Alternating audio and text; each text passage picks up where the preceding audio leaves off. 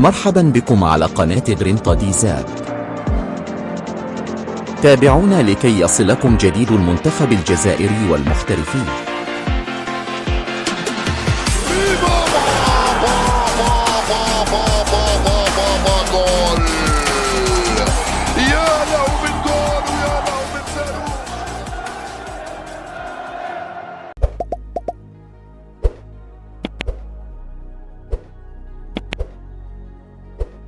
سيلعب المنتخب الوطني الجزائري خلال فترة التوقف الدولي المقبلة في شهر سبتمبر مباراتين. الأولى ستكون أمام منتخب تنزانيا في الجولة السادسة والأخيرة من تصفيات إفريقيا المقرر إقامتها في كوت ديفوار. أما المباراة الثانية فستكون بنسبة كبيرة أمام منتخب مصر في إطار ودي.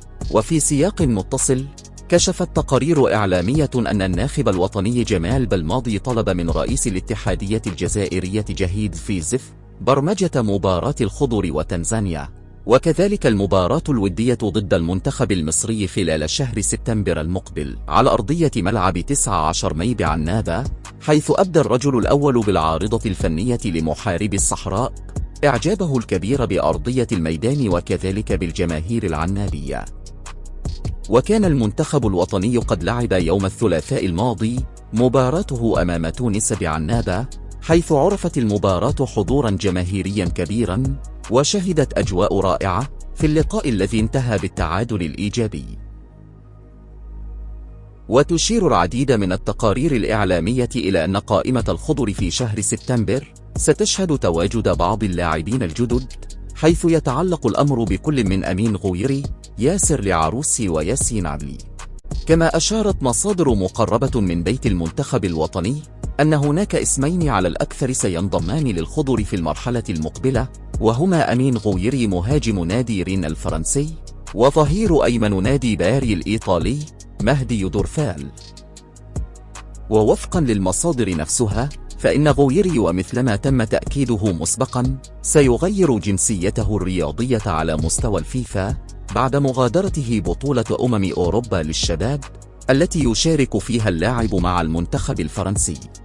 كما أن بلماضي معجب كذلك بالإمكانات التي أظهرها اللاعب الشاب لفريق باري الإيطالي مهدي دورفال، رغم أن المنتخب الوطني أصبح يمتلك بعض الخيارات الجيدة في مركز الظهير الأيمن مع تألق الثنائي غيطون ولوسيف. ويريد جمال بلماضي الوقوف عن قرب على إمكانات دورفال قبل تحديد معالم قائمة كتيبة الخضر النهائية لخوض منافسة كأس إفريقيا 2023. في حال طالت مدة غياب يوسف عطال ولم يستعد مستواه السابق، سيكون بلماضي وقتها مجبرا على اختيار اسمين من بين الثلاثي غيطون ولوسيف دورفال إذا أقنع الأخير في التربص المقبل.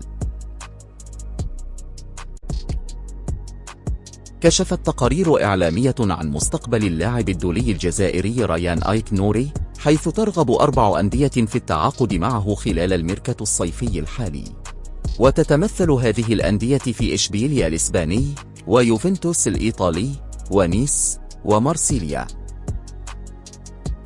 كما يرتبط الظهير الجزائري ريان آيك نوري مع نادي وولفرهامبتون الإنجليزي بعقد تنقضي مدته حتى صيف 2026.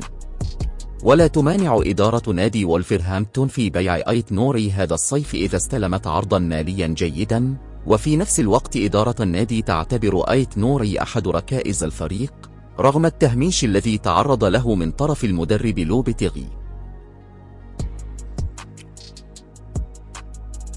رشحت تقارير إعلامية فرنسية الدولي الجزائري فارس شيبي لمغادرة ناديه تولوز الفرنسي خلال فترة الانتقالات الصيفية الحالية وخوض تجربة جديدة في الدوري الألماني بعدما تجددت فرضية التحاقه بنادي أينتراخت فرانكفورت الراغب في ضمه.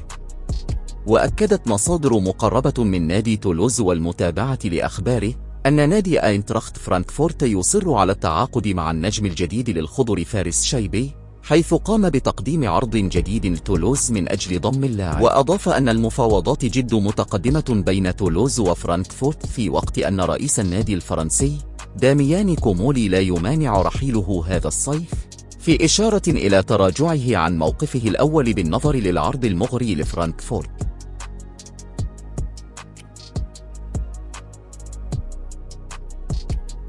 حسب صحيفة بيلد الألمانية، فإن النادي البافاري يرغب في ضم يوسف عطال الظهير الأيمن لفريق نيس الفرنسي. ويعتبر عطال البالغ من العمر 27 عاما من اللاعبين المميزين في مركزه، وقدم مستويات عالية في وقت سابق، لكن الإصابات أثرت بشكل كبير عن اللاعب الذي غاب عن المباريات لفترات طويلة بسببها. وتبقى الأخبار التي تتحدث عن انتقال محتمل ليوسف عطال إلى النادي البافاري مجرد تكهنات وتخمينات تغذيها حمى سوق الانتقالات الصيفية لا أكثر ولا أقل، خاصة أن المدافع الجزائري لم يستقر أصلا على مستقبله مع نيس قبل عام واحد فقط من نهاية عقده مع فريقه.